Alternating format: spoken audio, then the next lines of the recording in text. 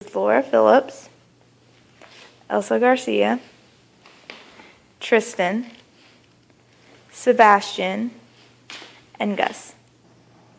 Last year, on December 14, 2012, 26 people were shot and killed at Sandy Hook Elementary School.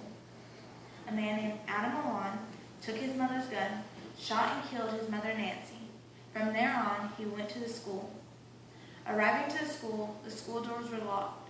Enraged, he shot through the doors and went inside. Looking for students, he went to the gymnasium. He shot all the teachers and students in the gymnasium. Afterwards, he killed himself. Now, I bet you're wondering what we can do to make sure that that doesn't happen to people we care about. And I'm proposing 4 ways of what we can do to make sure that this stops. Now, I can tell you who we can talk to, how we can fix it, why we should do it, but I'm sure that most of you know why. Now, in your head, I bet you're wondering, what if this happens to my child? Is there anything I can do? Should I keep them home instead? The answer is no. We can do something to prevent it, to make sure that this doesn't happen to our children.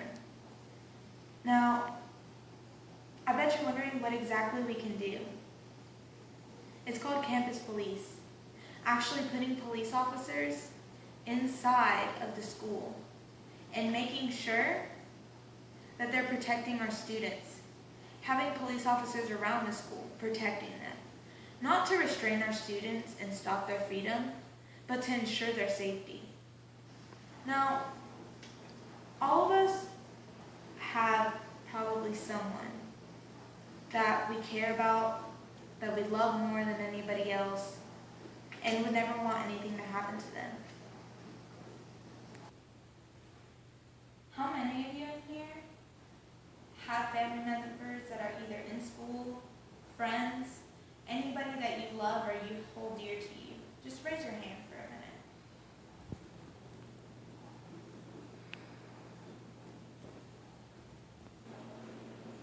Now, what I think should be done isn't just something that I've thought about. It's something that many people have thought about. It's something that a community, a group of people have thought about. It's even actually been done in schools. I'm just here proposing it for this community, for these family members, for these friends, these local people that all care about each other and don't want to see anyone hurt. Now, people that I think we should talk to about it, I think we should go to the mayors, the school districts, anybody that you know, anybody that you think is at higher range to be able to talk to, anybody that you think cares. You can hold assemblies, you can do anything you can to make sure that this actually is done, that this is something that's worth your family, your lives, and others.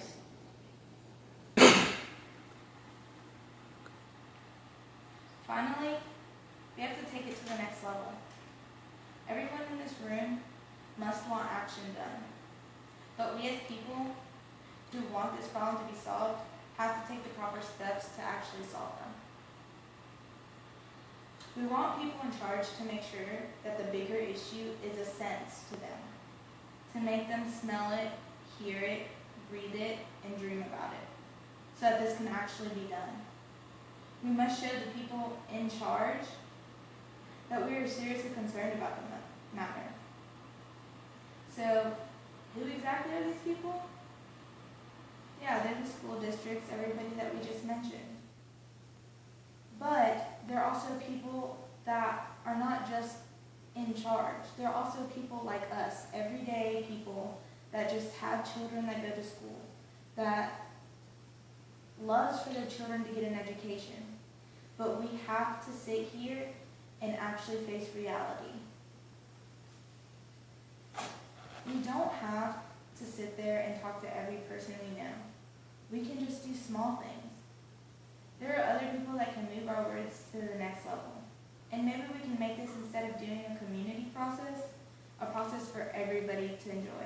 a process for everybody to want to be with each other, to make sure that we all come together as a community. But maybe not just a community, maybe also a nation.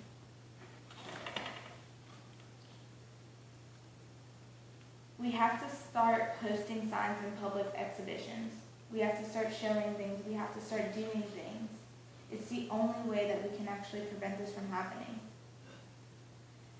I mean, do you really want to be able not to trust letting your children leave the house, walk out of the house, and not knowing if they're going to come back home?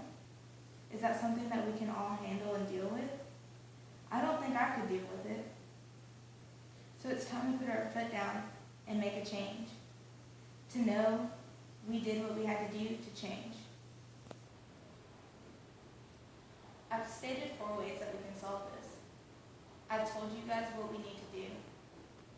Now, I can sit here and preach to everybody and speak to you guys and tell y'all what y'all need to do. But in the end of the day, it's really your action on what you guys decide to do. It's really what you guys feel like you guys need to do. If it's something that you guys really care about and y'all want to push to it, y'all can do it yourselves. And I'll be there to help you guys every step of the way that I possibly can. Now, there's a famous man I met one, I didn't meet, I listened to one time. William Jennings Bryan.